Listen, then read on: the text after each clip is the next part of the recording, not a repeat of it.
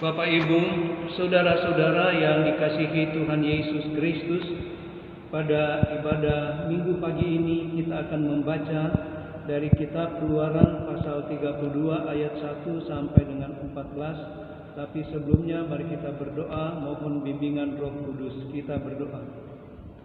Bapa di sorga, kami bersyukur karena pada pagi hari ini Engkau kembali berkenan menyapa kami melalui pembacaan dan pemberitaan firman-Mu. Kami mohon bimbingan Roh Kudus. Di dalam Yesus Kristus, firman yang hidup, kami berdoa. Amin. Keluaran 32 ayat 1 sampai dengan 14. Demikian firman Tuhan. Ketika bangsa itu melihat bahwa Musa mengundurkan turun dari gunung itu, maka berkumpullah mereka mengerumuni Harun dan berkata kepadanya, "Mari buatlah untuk kami Allah yang akan berjalan di depan kami, sebab Musa ini orang yang telah memimpin kami keluar dari tanah Mesir. Kami tidak tahu apa yang telah terjadi dengan dia." Lalu berkatalah Harun kepada mereka, "Tanggalkanlah anting-anting emas yang ada pada telinga istrimu, anakmu laki-laki dan perempuan, dan bawalah semuanya kepadaku." Lalu seluruh bangsa itu menanggalkan anting-anting emas yang ada pada telinga mereka dan membawanya kepada Harun. Diterimanya itu dari tangan mereka, dan dibentuknya dengan pahat, dan dibuatnyalah daripadanya anak lembu tuangan. Kemudian berkatalah Harun, "Hai Israel, inilah Allahmu yang telah menuntun engkau keluar dari Mesir." Ketika Harun melihat itu, didirikannya mezbah di depan anak lembu itu. Berserulah Harun, katanya, "Besok hari raya bagi Tuhan, dan keesokan harinya pagi-pagi, maka mereka mempersembahkan korban bakaran dan korban keselamatan. Sebab itu, duduklah bangsa itu untuk makan dan minum. Kemudian bangunlah mereka dan bersukaria. Berfirmanlah Tuhan kepada Musa, "Pergilah, turunlah, sebab bangsamu yang kau pimpin keluar dari tanah Mesir telah rusak lakunya. Segeralah juga mereka menyimpang dari jalan yang kuperintahkan kepada mereka.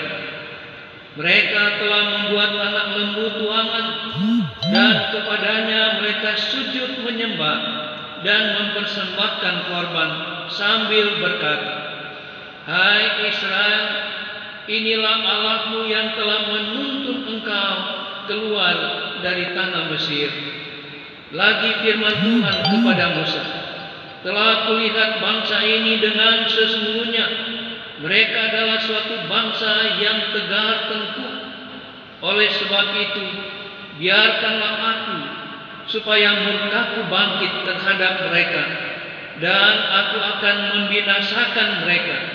Tetapi engkau akan kubuat menjadi bangsa yang besar.' Lalu Musa mencoba melunakkan hati Tuhan Allahnya dengan berkata, 'Mengapakah Tuhan murkamu bangkit terhadap umatmu yang telah kau bawa keluar dari tanah Mesir dengan kekuatan yang besar dan dengan tangan yang kuat?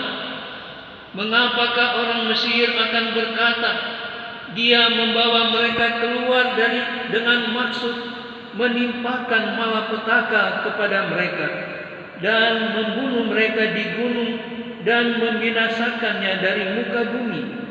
Berbaliklah dari murkamu yang bernyala-nyala dan menyesalah karena malapetaka yang hendak kau datangkan kepada umatmu.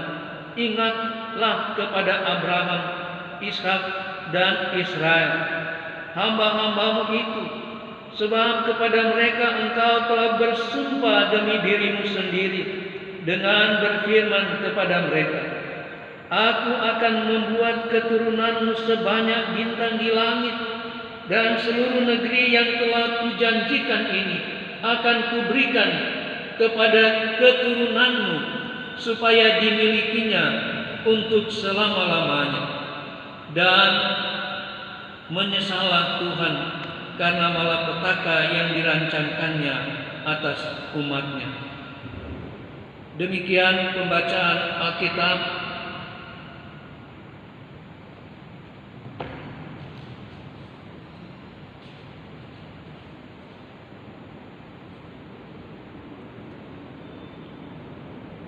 Terpujilah Kristus. Haleluya. Bapak, Ibu, saudara-saudara yang dikasihi Tuhan Yesus Kristus,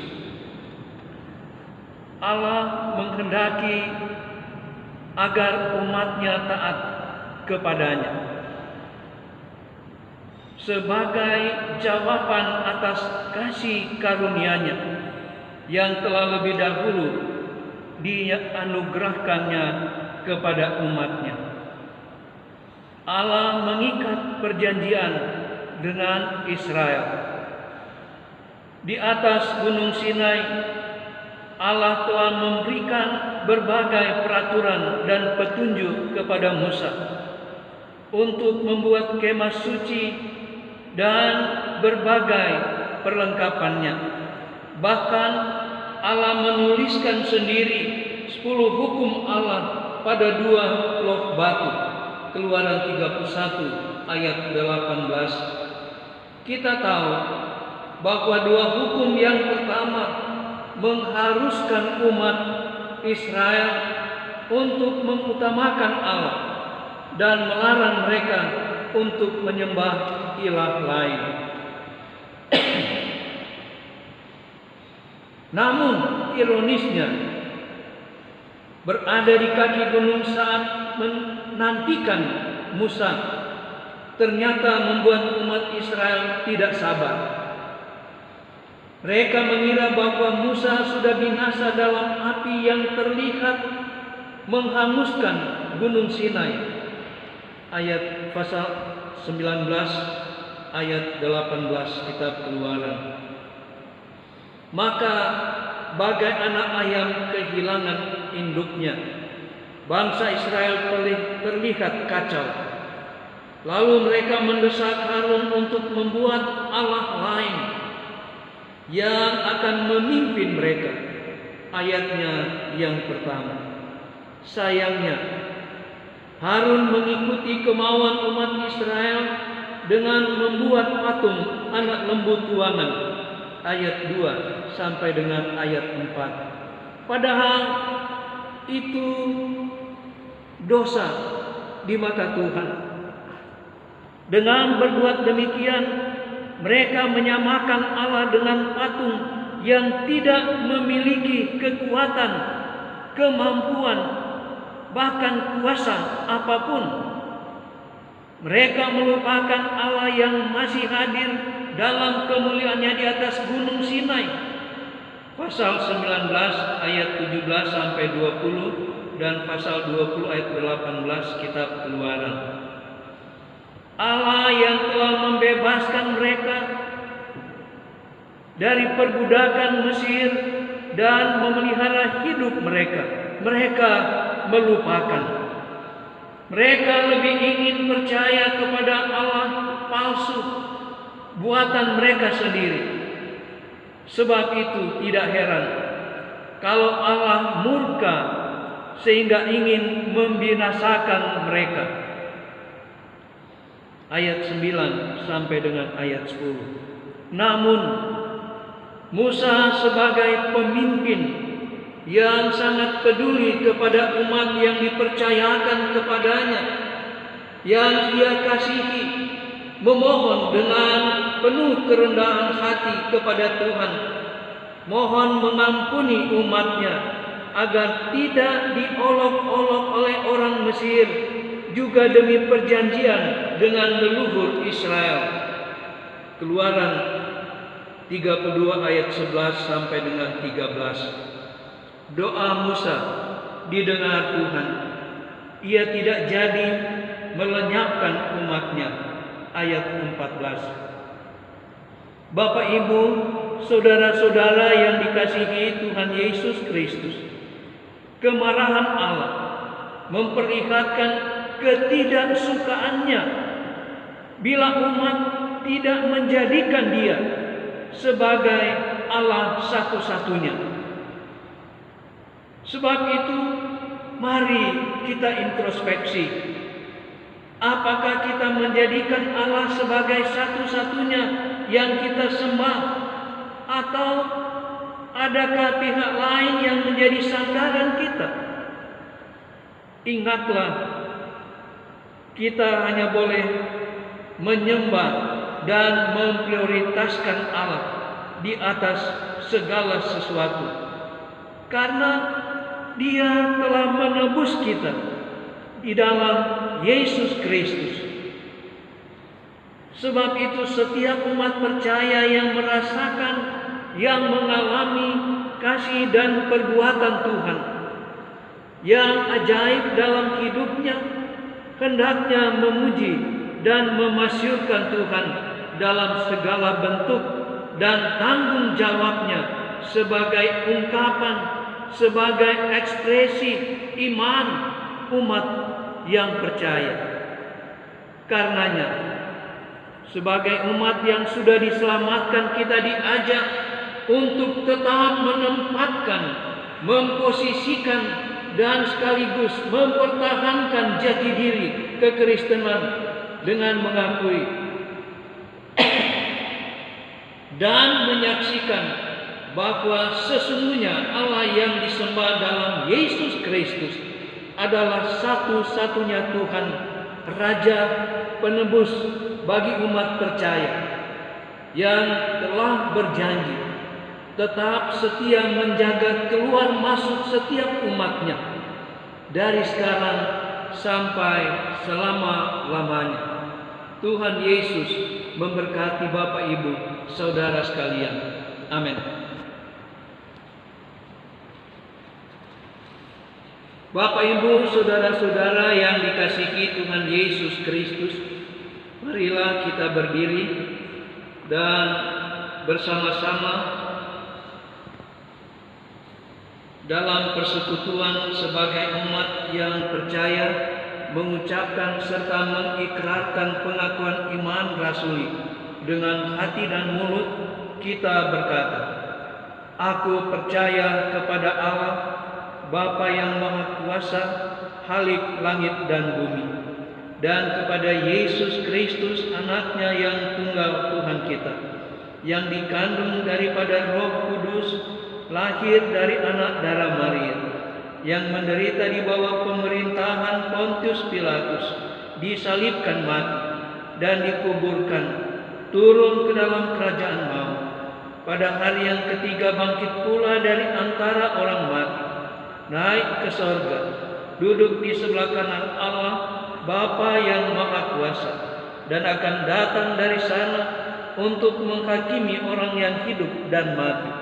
Aku percaya kepada Roh Kudus, gereja yang kudus dan am, persekutuan orang kudus, pengampunan dosa, kebangkitan daging, dan hidup yang kekal.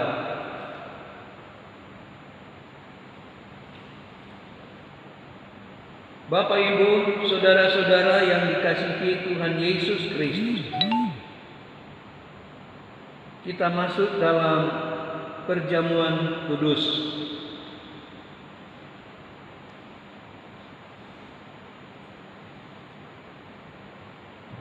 Prakata, sesungguhnya besar dan ajaib segala pekerjaanmu, ya Tuhan Allah yang Maha Kuasa. Adil dan benar segala jalanmu, ya Raja segala bangsa. Siapakah yang tak takut, ya Tuhan, dan tidak memuliakan namamu? Sebab Engkau saja yang kudus, karena semua bangsa akan datang dan sujud menyembah Engkau. Sebab telah nyata kebenaran segala penghakimannya.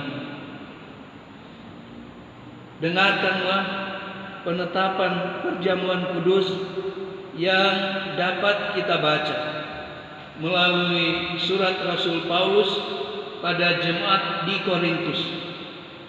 1 Korintus pasal 11 ayat 23 sampai dengan ayatnya yang ke-26.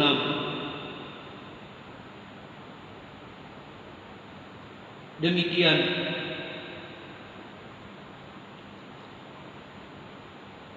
sebab apa yang telah kuteruskan kepadamu telah aku terima dari Tuhan, yaitu bahwa Tuhan Yesus pada malam waktu ia diserahkan mengambil roti, dan sesudah itu ia mengucap syukur atasnya.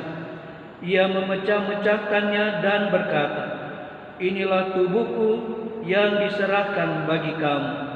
Perbuatlah ini menjadi peringatan akan aku." Demikian juga ia mengambil cawan sesudah makan lalu berkata, "Cawan ini adalah perjanjian baru yang dimeteraikan oleh darahku. Perbuatlah ini setiap kali kamu meminumnya menjadi peringatan akan aku. Sebab setiap kali kamu makan roti ini dan minum cawan ini, kamu memberitakan kematian Tuhan sampai ia datang." Supaya kita dipelihara dengan roti sorgawi, yakni Yesus Kristus, janganlah kita melekat pada roti dan anggur yang kelihatan ini, melainkan hendaklah dalam iman kita mengarahkan hati dan pikiran kita kepada Yesus Kristus, Tuhan dan Juru Selamat kita. Carilah perkara yang di atas, di mana Kristus ada, di sebelah kanan Allah. Mari kita berdoa, doa Bapa kami yang diucapkan bersama-sama. Kita berdoa. Bapa kami yang di sorga, dikuduskanlah nama-Mu. Datanglah kerajaan-Mu, jadilah kehendak-Mu di bumi seperti di sorga. Berikanlah kami pada hari ini makanan kami yang secukupnya, dan ampunilah kami akan kesalahan kami, seperti kami juga mengampuni orang yang bersalah kepada kami. Dan janganlah membawa kami ke dalam pencobaan, tetapi lepaskanlah kami daripada yang jahat. Karena Engkau-lah yang mempunyai kerajaan dan kuasa